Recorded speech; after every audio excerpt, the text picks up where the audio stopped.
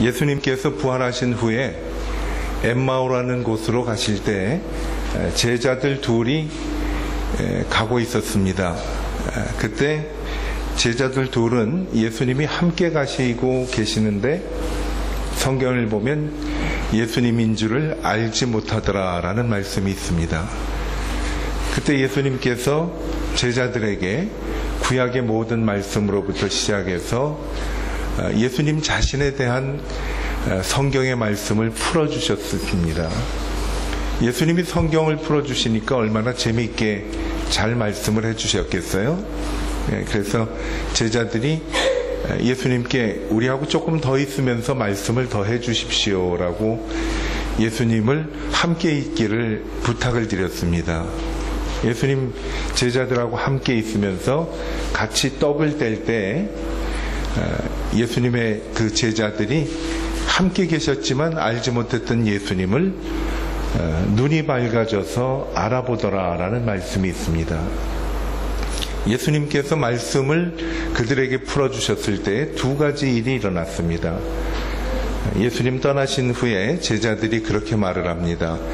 예수님이 말씀을 우리에게 풀어주실 때 우리 가슴이 뜨겁지 아니하더냐라는 말을 합니다. 그리고 예수님께서 말씀을 나눠주시면서 떡을 뗄 때 그들이 눈이 밝아져서 예수님인 줄을 알아보더라 라고 말씀이 됩니다. 하나님의 말씀이 우리에게 임하면 하나님께서는 제자들이 경험했던 똑같은 은혜를 주십니다. 하나는 우리의 가슴이 뜨거워져서 하나님을 더욱 사랑하게 된다라는 거죠. 가슴이 뜨거워지더라. 또 하나는 우리의 어두운 눈이 밝아져서 예수님이 함께 나와 동행하심을 볼 수가 있게 됩니다. 오늘 아침 하나님의 말씀을 나눌 때 우리 모두에게도 이 두 가지 일이 일어났으면 좋겠습니다. 우리의 가슴이 뜨거워져서 예수님을 향한 우리의 첫사랑이 회복되기를 바랍니다. 또 하나는 우리의 눈이 밝아져서 나하고 늘 함께 계시는 그 주님을 밝히 볼 수 있게 되는 시간이 되기를 바랍니다.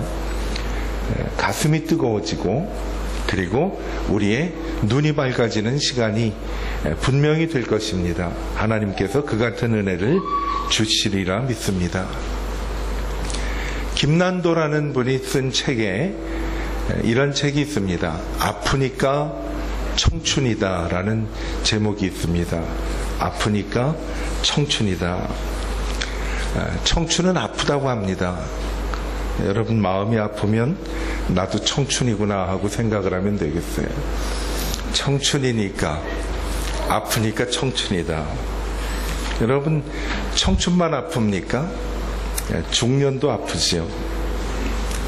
울고 싶어도 소리내서 울지 못하는 세대가 바로 중년입니다. 서울대학 사회학과 송호근 교수라는 분은 이런 책을 썼습니다. 그들은 소리내어 울지 않는다. 중년의 서글픔과 뜨거운 눈물에 관한 이야기를 다룹니다. 그들은 소리내어 울지 않는다. 아프니까 청춘이고 그리고 중년도 아프지만은 소리내어 울지 않을 뿐이다 라는 거죠. 조용필이라는 가수의 노래에 보면 그런 가사가 있습니다. 아, 웃고 싶어도 눈물이 난다 이런 가사가 있어요. 저는 그 다음 가사는 잘 모르겠는데 상당히 그 부분에 공감이 가요. 웃고 있어도 눈물이 난다. 중년인 것 같아요.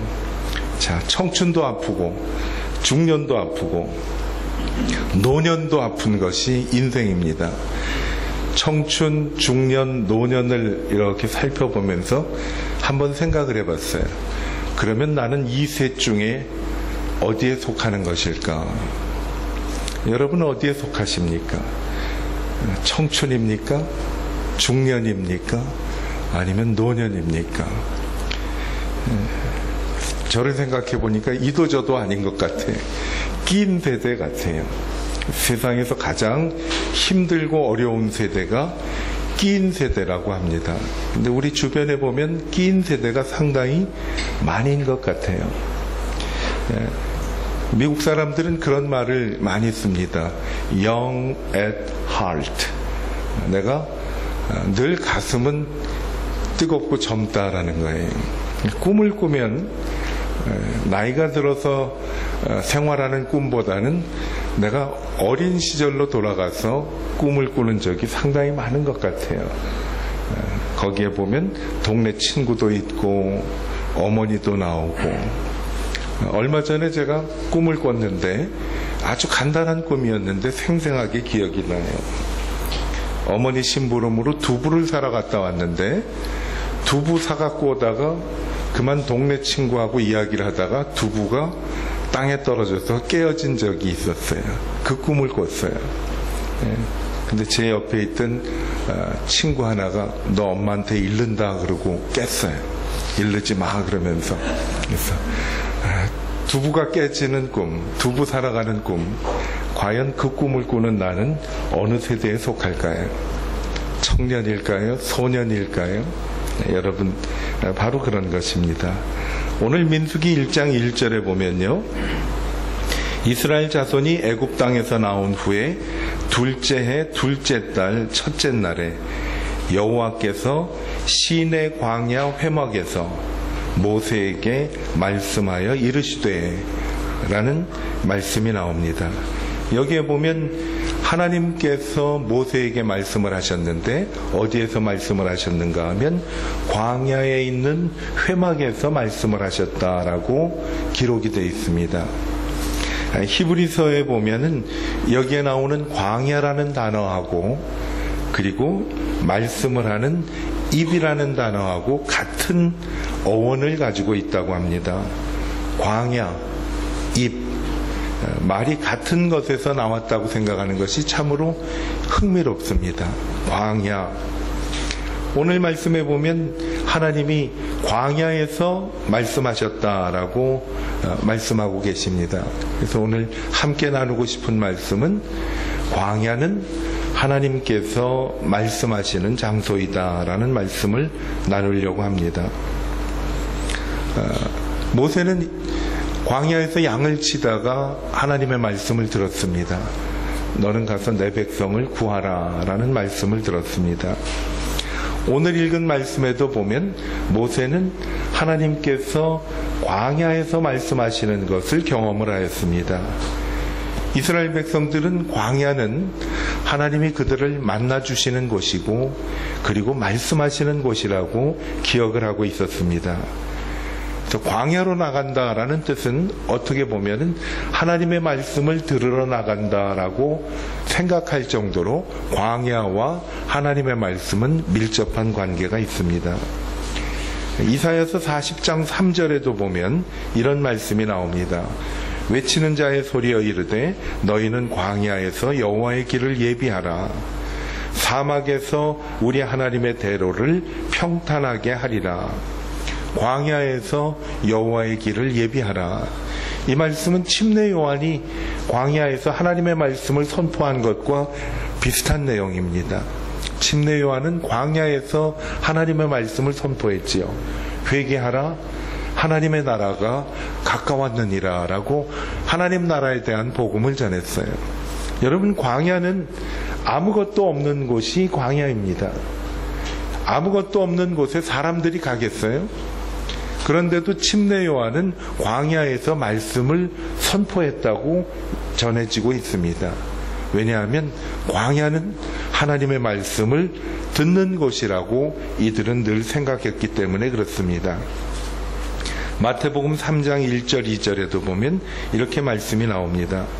그때 침례 요한이 이르러 유대 광야에서 전파하여 말하되 회개하라 천국이 가까웠느니라 하였으니, 광야에서 말씀을 선포했어요. 모세도 광야에 나가서 하나님의 말씀을 들었어요. 여러분, 광야라는 것은 어떻게 보면 풀 한 폭이 없고 물도 없고 아무것도 할 수 있는 곳이 없는 곳이 광야입니다. 광야라는 말은 다른 말로 말하면 사막입니다. 사막은 아무것도 없는 곳이죠. 자기가 앞으로 나가서 진행을 해야 되는데 갈 길이 보이지 않고, 내가 온 길을 돌아보면 온 길이 이미 모래바람에 덮어졌기 때문에 내가 왔던 길도 보이지 않는, 앞도 보이지 않고 뒤도 보이지 않는 곳이 사막입니다. 그런데 이 사막에서 이스라엘 백성들은 어떤 생각을 했는가 하면, 사막에서는 하나님의 말씀이 들리는 곳, 하나님을 만나는 곳, 하나님이 말씀하시는 곳이라는 사실을 알았던 것입니다. 침례 요한이라는 사람은 성전에서 누리는 모든 영광을 다 버리고 광야로 나가서 살면서 하나님의 음성을 외쳤습니다. 왜 외쳤는가? 말씀드린 대로 광야는 하나님을 만나고 하나님을 경험하고 하나님의 음성을 듣는 곳입니다. 청춘이니까 아프다는 말씀을 드렸습니다. 중년은 아픈데도 소리내서 울지 못한다는 그런 말을 생각을 했습니다. 노년도 아픕니다.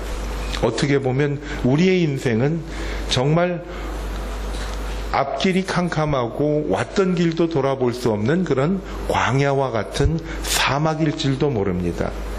그때 하나님께서 우리에게 주시는 말씀이 있습니다. 광야는 하나님이 말씀하시는 것이다.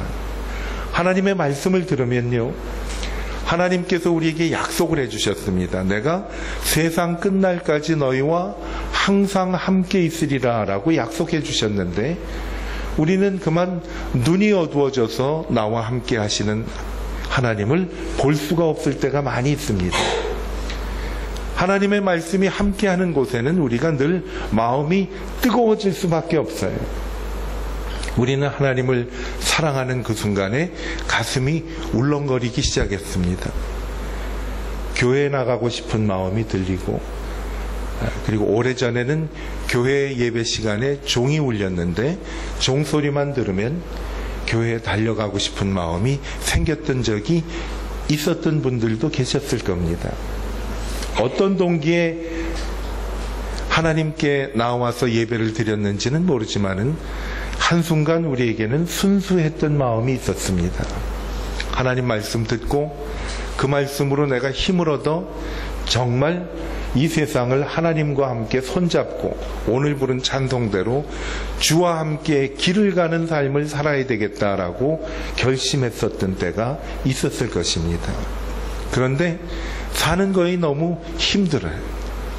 그리고 내 삶이 왜 이렇게 여러 가지 일로 얽혀 있는지 모르겠어요. 우리의 삶은 광야이기 때문에 그렇습니다.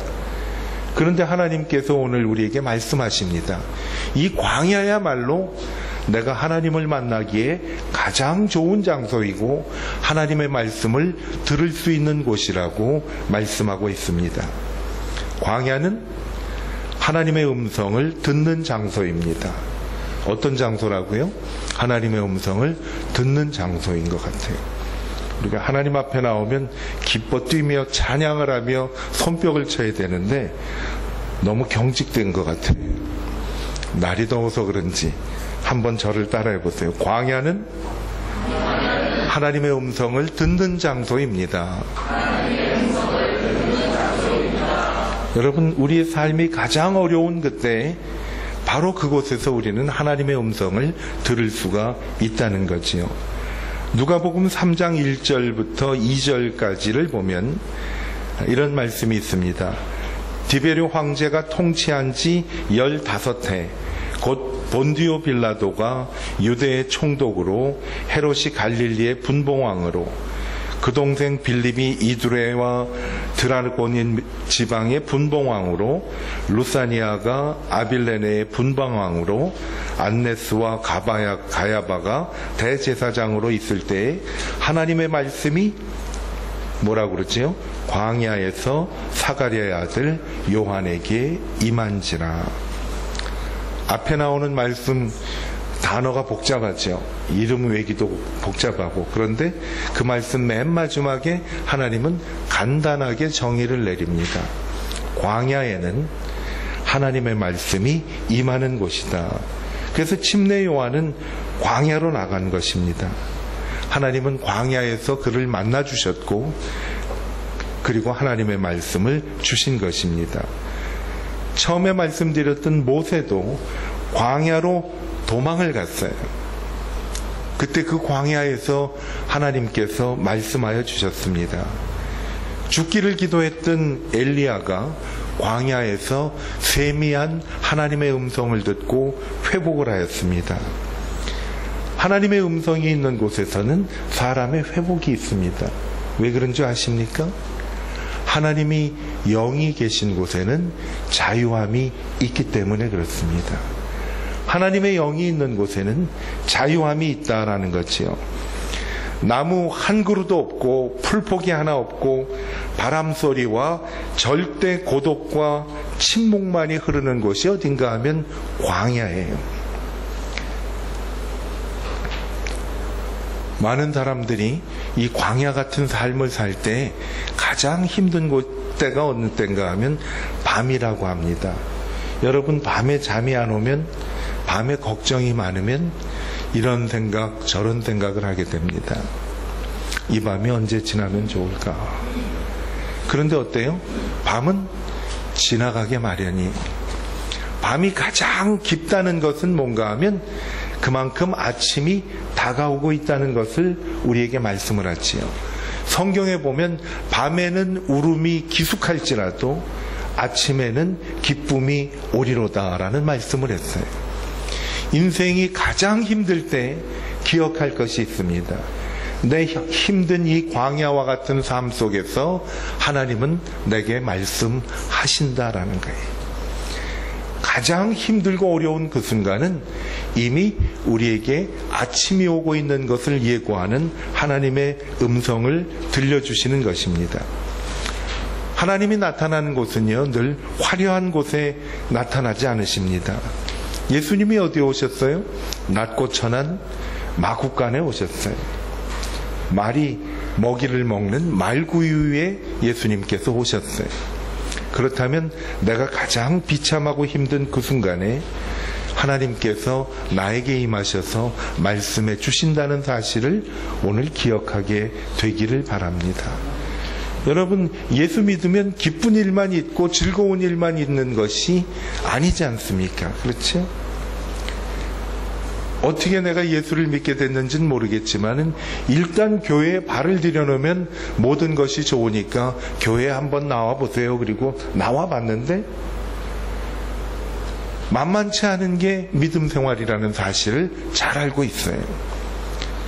처음에는 교회에 나와서 예배를 드릴 때 마음이 평안했는데 사람들이 모인 곳이라 여기에도 역시 잡음이 있습니다. 왜? 교회는 아픈 사람들이 온 곳이 교회예요.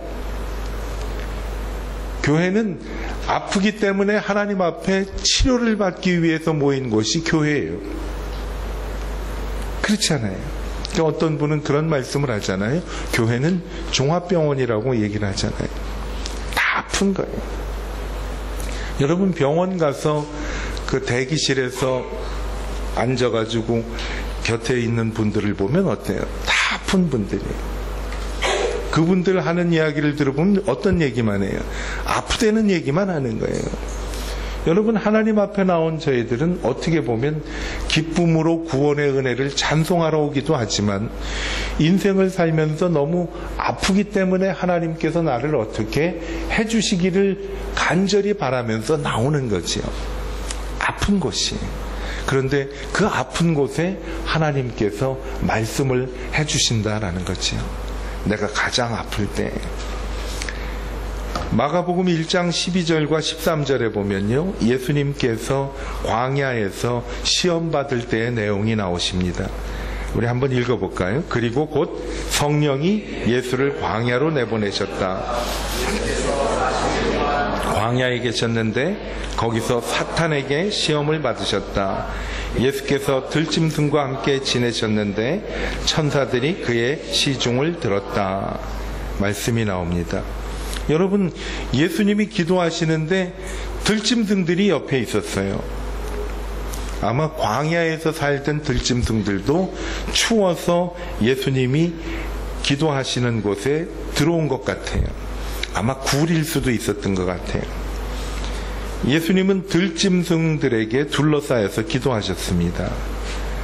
아마 천사들을 하나님이 보내주신 것은 들짐승들로부터 예수님을 보호하시기 위해서 하나님이 그러셨던 것 같아요. 자, 예수님 기도하지요. 들짐승이 있지요. 천사도 있지요. 성령께서 함께 계시지요. 결국은 어떻게 끝났는가 하면 예수님이 승리하심으로 이 모든 시험은 끝이 났지요. 돌로 떡을 만들라고 하는 시험에 예수님은 하나님의 말씀으로 승리를 하셨습니다. 사람이 떡으로만 살 것이 아니요 하나님의 입으로 나오는 모든 말씀으로 살 것이다 라고 이기셨어요. 예수님을 높은 곳에 올라가서 뛰어내리려고 할 때 주 너의 하나님을 시험하지 말라라고 말씀을 하시면서 이기셨어요. 사탄이 세상의 모든 영광을 보여주면서 예수님에게 내게 엎드려서 기도하면 이 모든 것을 주겠다고 할 때 예수님이 또 말씀으로 이기셨습니다. 기록되었으되 주 너의 하나님 그분만을 섬기라고 예수님은 이기셨어요. 광야에서 기도하실 때 사탄이 유혹을 하고 들짐승이 예수님을 시험하려고 했을 때 예수님은 승리하셨습니다. 왜? 광야는 하나님께서 말씀하시는 곳이기 때문에 그렇습니다. 오늘 여러분 말씀을 듣고 세상을 향해 나아갔을 때에도 우리가 한 가지를 꼭 손에 쥐고 가야 할 것이 있어요. 우리는 어떻게 보면 사막과 같은 우리의 인생을 향해서 걸어나갈 것입니다. 힘들지 않은 인생이 어디 있겠습니까? 다 힘들지. 어린아이부터 시작해서 어른까지 세상은 그렇게 쉬운 곳이 아닙니다. 그때 우리가 기억할 것은 하나입니다. 광야는 하나님께서 말씀하시는 것이다. 말씀하여 주시옵소서. 제가 목회하던 그 교회에 주일 예배 시간에 하나님의 말씀을 같이 함께 읽고 그 다음에 온 성도들이 하나님 앞에 찬양을 드립니다. 그 찬양의 내용이 뭔가 하면 말씀하소서 여호와여 온 마음 다하여 듣겠나이다. 성령 하나님이여 평화 내려주소서 듣겠나이다 라는 찬양을 같이 불렀어요. 어떻게 그것을 부르게 됐는가 하면 어느 날 성가대가 찬양을 드리는데 그 찬양을 들을 때 마음이 평안이 임하고 가사가 너무 좋더라고요. 그 내용이 이런 거예요. 말씀하소서 여호와여 온 마음 다하여 듣겠나이다. 성령 하나님이여 평화 내려주소서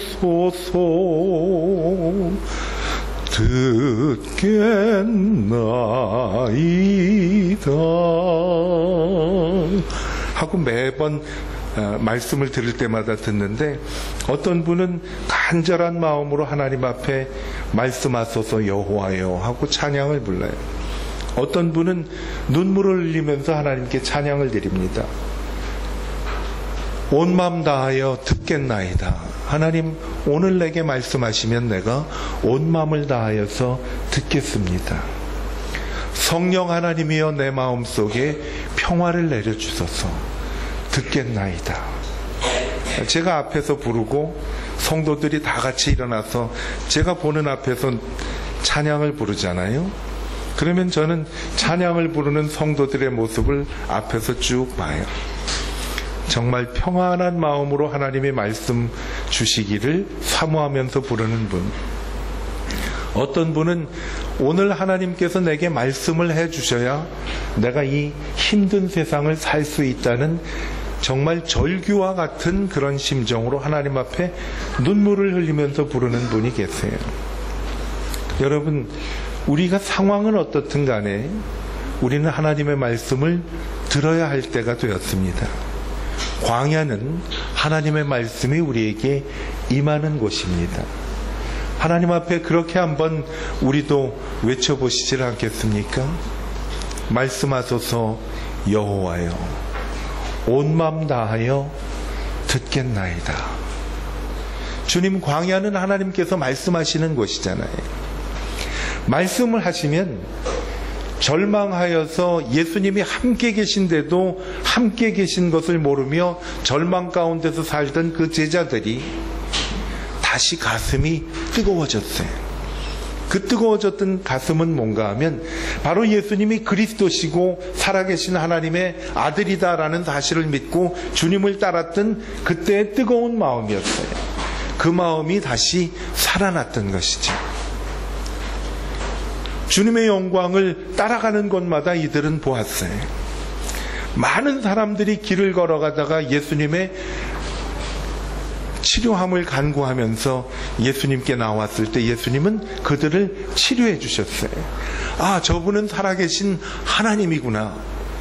그 예수님을 보았던 그들의 눈이 다시 밝히 열리기 시작한 것이 오늘 우리에게도 하나님 앞에 한번 그렇게 기도하면서 말씀을 들었으면 좋겠어요.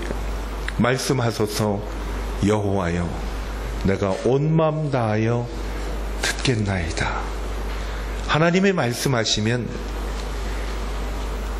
그런 찬양이 있잖아요. 예수님이 말씀하시면 어떻게 해요? 물이 변하여서 포도주도 된다고 그러잖아요. 여러분, 오늘 예수님이 나에게 말씀하셔서 나에게 정말 큰 은혜를 베풀어 주시는 그러한 놀라운 날이 되기를 바랍니다. 광야는 희망의 속삭임이 있는 곳이 3학년 올라갈 때 새학기가 되고 선생님도 바뀌었어요. 선생님이 처음 시간에 노래를 하나 배워주는 거예요. 근데 노래를 배워주는데 정말 우리에게 낯선 그런 노래예요. 배우지 않았던 노래. 그런데 선생님이 가르쳐 주시는데 그때는 선생님들이 교실에서 풍금을 치면서 이제 노래를 가르쳐 주셨죠. 그때 저희 반에 있는 아이들이 그 노래 하나도 모르더라고요. 근데 저만 알더라고요. 아, 저는 어떻게 알았는가 하면 그 학기가 시작되는 그 방학 기간에 저희 사촌 누님이 저희 집에 놀러 오셨다가 자기가 부른 노래였다고 저를 가르쳐 주셨는데 사촌 누님이 가르쳐 주셨던 노래를 아무도 모르는데 선생님이 가르쳐 주시더라고요. 아, 그때의 기분은 말이죠. 온 세상이 모두 내 것 같더라고요. 아마 여기에서도 제가 가르쳐 드리는 이 동요를 모르시는 분들이 계실지도 몰라요. 우리나라가 일제의 압제를 받던 그 일제시대 때 어린아이들에게 소망을 주기 위해서 윤석중이라는 분이 지은 노래예요. 제가 한번 일러드릴게요. 가만히 귀대고 들어보면 얼음장 밑으로 흐르는 물, 봄이 온다네 봄이 와요, 얼음장 밑으로 봄이 와요. 이런 동요 아시는 분 계세요? 다시 한번 읽어드릴까요? 옛 기억을 한번 더듬어 보세요. 가만히 귀대고 들어보면 얼음장 밑으로 흐르는 물, 봄이 온다네 봄이 와요, 얼음장 밑으로 봄이 와요 라는 거예요. 얼음장에 아무것도 없잖아요. 겨울인데. 근데 그 딱딱한 얼음, 아무것도 없는 그 얼음에 귀를 대고 한번 들어보니까 얼음장 밑으로 어떤 소리가 흐르는가 하면 흐르는 물소리가 흐르더라는 거예요. 그 흐르는 물소리를 들어보면서 이 사람은 무엇을 느꼈는가 하면 봄이 오고 있구나라는 소식을 들은 거예요. 봄이 온다네 봄이 와요, 얼음장 밑으로 봄이 와요 라는 그런 가사입니다. 가사를 몰라서 감동이 없으신 것 같은데 이건 상당히 감동이 많은 그런 가사입니다. 저는 이 가사를 말이죠. 어린 시절에는 별로 아무런 느낌 없이 그냥 따라만 불렀어요. 근데 가끔씩 이 노래 가사가 왜 생각이 났는지는 모르겠지만 제가 제일 힘들고 어려울 때 이 가사가 떠오르더라고요. 자, 얼음과 같이 꽝꽝 얼어붙은 그런 세상이지만은 그 얼음장 밑으로도 귀를 기울이면 흐르는 물소리가 들리는데 그 물소리는 우리에게 무엇을 알려주는가 하면 봄이 오고 있다는 소식을 알려준다는 것이에요. 봄이 온다네, 봄이 와요. 얼음장 밑으로 봄이 와요. 한번 여러분 가만히 귀대고 들어보면이라는 가사를 검색해서 들어보면 아마 이 가사가 얼마나 정말 심오한 내용을 갖고 있는 가사인지를 아시게 될 거예요. 아무런 희망이 없었던 일본의 억압을 받던 우리나라였습니다. 그 억압 밑에서 아무것도 모르게 자라나고 있는 어린아이들에게 무언가 희망을 주고 싶었어요.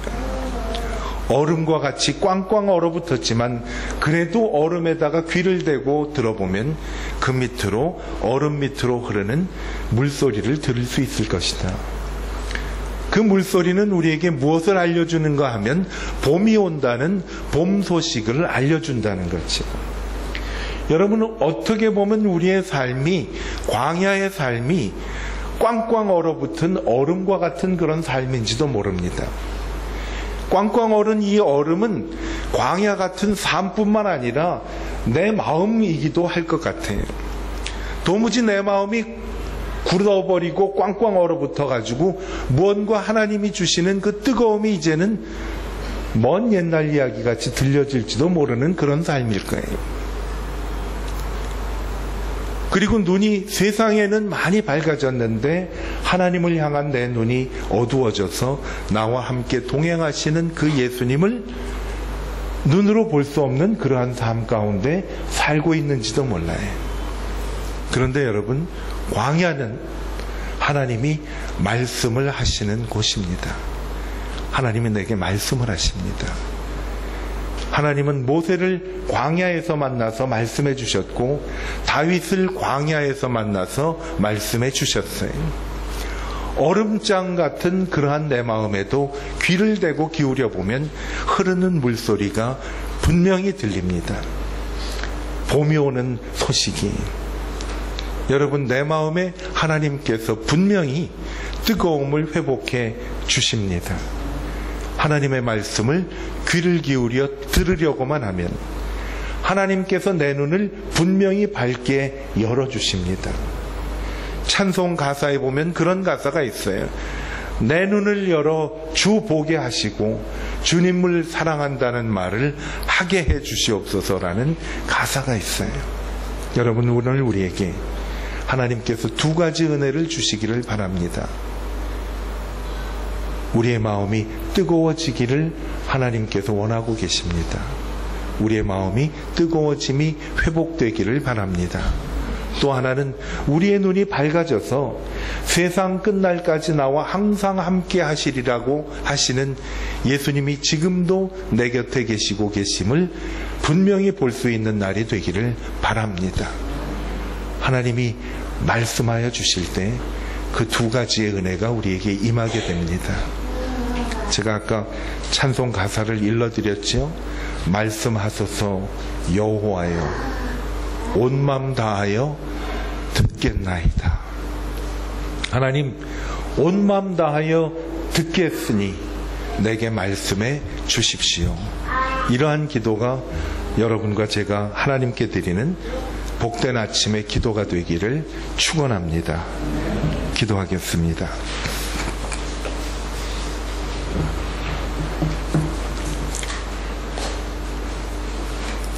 말씀하소서 여호와여, 온 맘 다하여 듣겠나이다. 절망과 낙심 가운데 예루살렘을 등지고 엠마오라로 가는 제자들에게 주님이 말씀하여 주셔서 그들의 눈이 밝아지고 그들의 마음이 뜨거워졌듯 온 맘 다하여 주의 말씀을 듣기를 원하는 하나님의 백성들에게 이 시간 광야에서 말씀하시는 하나님께서 말씀하여 주셔서 우리의 식었던 가슴이 주님을 향해 다시 뜨겁게 타오르게 하시고 우리의 어두운 눈이 밝아져서 함께 계시는 주님을 바라보며 새 힘을 얻는 복되고 귀한 날이 되게 하여 주시옵소서. 예수님의 이름으로 기도하였습니다. 아멘. 다 같이